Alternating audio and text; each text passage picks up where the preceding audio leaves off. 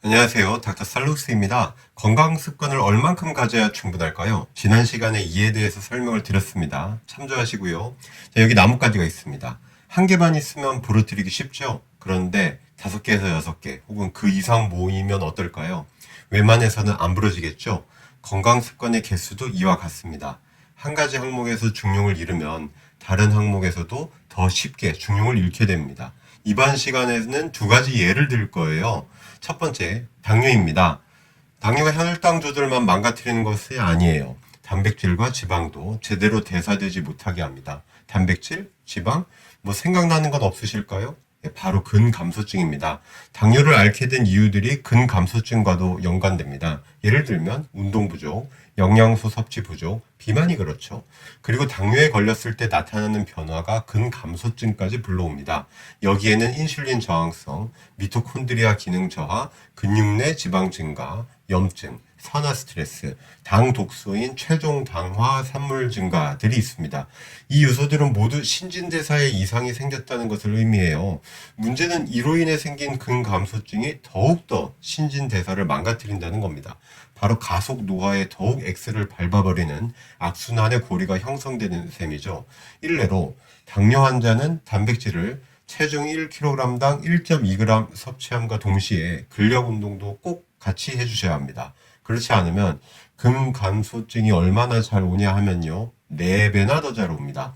제가 예전에 근육량은 다다익선이라고 했었던 것 기억하시죠? 또 한 가지, 제가 지난 영상에서 당뇨 전 단계에 대해서도 무자비하게 관리하셔야 된다고 이야기 드렸습니다. 그 이유는 근육이 줄어드는 것과도 연관됩니다. 미국에서 50세 이상 인구들을 대상으로 조사한 결과 보시면 고개가 끄덕여지실 겁니다. 당뇨에 걸리면요, 근감소증이 5배 이상 잘 걸렸어요. 그리고 당뇨 전 단계에 있다고 안심해서도 안 되었습니다. 근감소증이 2배에서 3배 더 잘 걸렸기 때문입니다. 혈당이 정상으로 유지되는 것 자체가 근감소증을 40%까지 예방해 줬다고 합니다. 자, 이제 2번째 예입니다. 비만을 피해야 하는 이유 중 하나를 소개해 드릴게요. 칼슘 음식을 적당히 먹으면 심혈관이 튼튼해집니다. 중년층 일반명을 7년 동안 조사한 우리나라 연구 볼까요?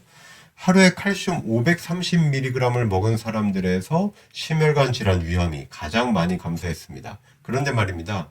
비만 환자가 되어버리잖아요.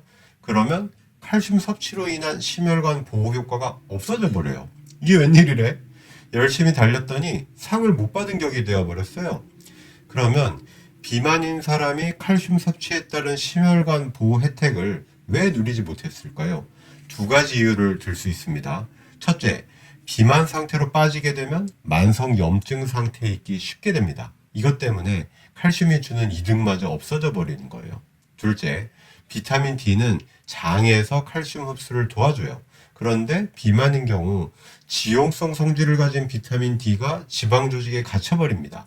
장에서 비타민 D를 이용하지 못하게 되니까 당연히 칼슘이 제대로 흡수될 리가 없죠. 이렇듯이 비만 환자가 되면 건강을 향해 달려나갈 출발선이 한참 멀어지게 돼요. 아주 불리하죠. 테로와 깊은 맛을 지닌 와인이 가져야 할 자연 조건을 모두 아우르는 뜻이죠. 여기에는 포도 품종과 흙만 들어가는 것이 아닙니다. 강수량, 일조량, 풍향과 풍량이 다 들어가요. 와인의 깊은 풍미가 한 가지 요소만으로는 불가능하듯이 건강도 테로아처럼 한 가지 요소로 그쳐서는 제대로 지켜질 수 없습니다. 다음 시간에도 이번 영상과 이어집니다. 건강 습관을 모두 갖춰야 하는 이유, 마지막 3번째 시간도 기대해 주십시오. 구독과 좋아요를 눌러주시면 더 좋은 영상을 만드는데 큰 도움이 됩니다. 자, 언제나 평안한 건강을 유지하십시오. 살루스.